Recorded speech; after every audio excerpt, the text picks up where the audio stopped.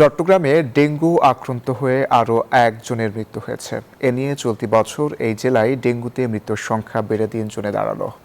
নতুন করে আক্রান্ত হলেন 27 জন। এদিকে হামের দাপটে তটস্থ শিশুরা কমছে না সংক্রমণ। রতন দাসের ছবিতে চট্টগ্রাম থেকে নয়ন পরাজয় রিপোর্ট। চলতি মাসে চট্টগ্রামে ডেঙ্গু রোগী বেড়েছে প্রায় 4 গুণ, বাড়ছে মৃত্যু হারও। সরকারি হিসাব বলছে জুলাইয়ে গেল 2 বছরের তুলনায় এবছর আক্রান্তের হার বেশি। সবচেয়ে বেশি ভর্তি চট্টগ্রাম মেডিকেলে। বৃষ্টি আর বন্যায় ডেঙ্গুর প্রকোপ বেড়েছে বলে জানান এই বিশেষজ্ঞ।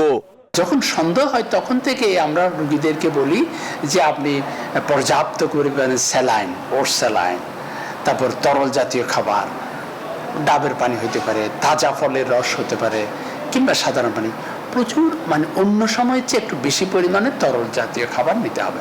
আগামী 2 মাস ডেঙ্গু সংক্রমণ বাড়বে বলে আশঙ্কা করছে চট্টগ্রাম স্বাস্থ্য বিভাগ। আক্রান্ত হলে আতঙ্কিত না হয়ে চিকিৎসা নেওয়ার পরামর্শ তাদের। একই সাথে নিজ নিজ বাড়ির আঙিনা পরিষ্কার ও জমানো পানি নিয়মিত পরিষ্কারের অনুরোধ সংশ্লিষ্টদের।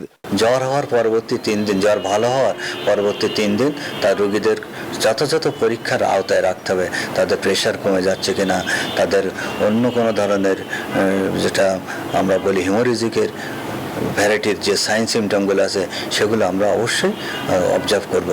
স্বাস্থ্য বিভাগ বলছে চট্টগ্রামের বিভিন্ন সরকারি ও বেসরকারি হাসপাতালে বর্তমানে 99 জন ডেঙ্গু রোগী চিকিৎসাধীন রয়েছেন। এর মধ্যে সরকারি হাসপাতালে 77 জন এবং বেসরকারি হাসপাতালে 22 জন ভর্তি আছেন। অন্যদিকে হামে সংক্রমণের হারও বাড়ছে। শিশুদের আক্রান্তের হার সবচেয়ে বেশি। নয়ন বড়ুয়া জয়, নিউজ 24, চট্টগ্রাম।